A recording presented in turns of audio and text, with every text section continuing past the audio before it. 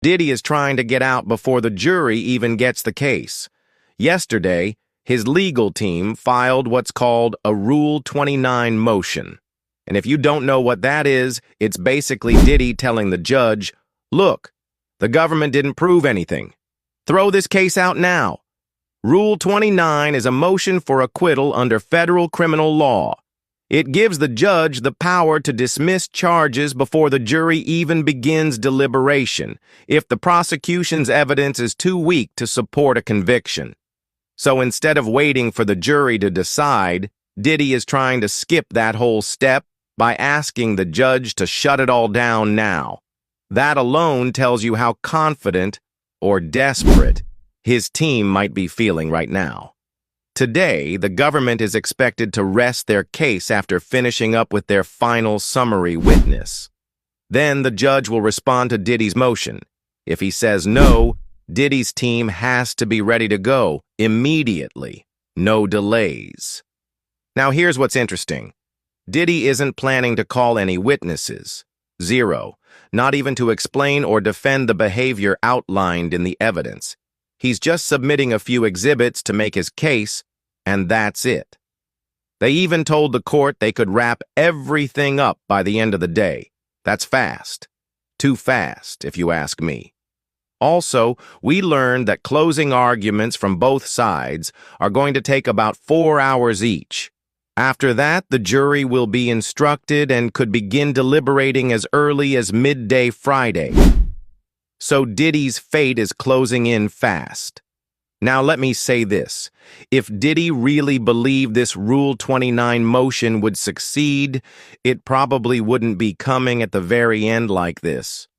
Most Rule 29 motions are filed routinely and most get denied. Still, it's a calculated move. Maybe his team wants to look like they're in control, like they're deciding how this trial ends. But when you look at what's already been presented, videos, texts, flight logs, witness testimony, even Homeland Security agents detailing freak-offs and payment trails, it's hard to believe a judge would throw this case out now. There's too much smoke for the court to pretend there's no fire.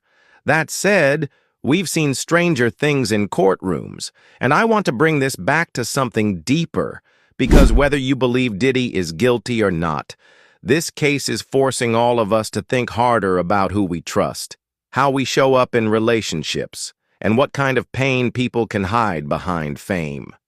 That's exactly why I created Who Are You in Love? A 9-section, 180-question personality assessment to help people better understand how they show up in love, trust, control, jealousy, empathy, and more.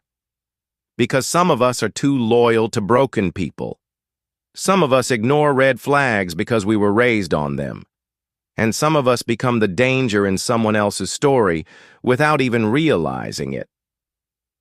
If you've been watching this case and asking yourself, why did these people stay? Why didn't they leave? I want you to pause and flip the question.